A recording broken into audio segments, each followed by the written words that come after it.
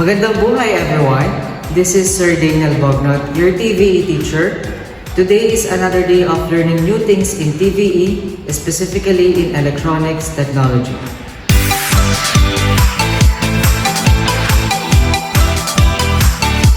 Today, we're going to talk about the process of soldering. But first, let us define what is soldering.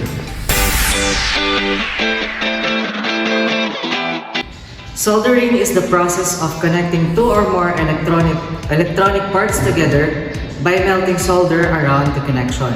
A solder is a metal alloy, and when it cools, it creates a strong electrical bond between the parts.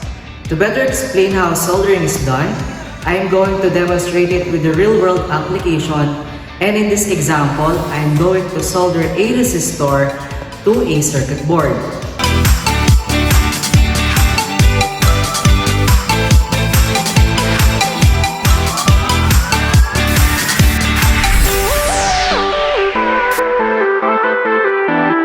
The first thing that we have to do is insert the cables from the resistor into the holes in the circuit board.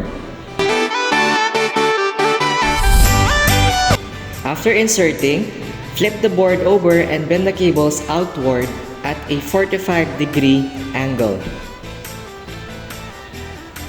This will help the component make a better joint with the copper pad and prevent it from falling out while soldering.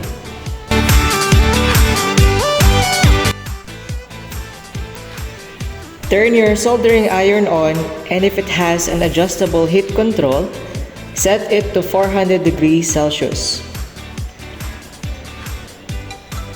At this point, touch the tip of the iron to the copper pad and the resistor LED at the same time.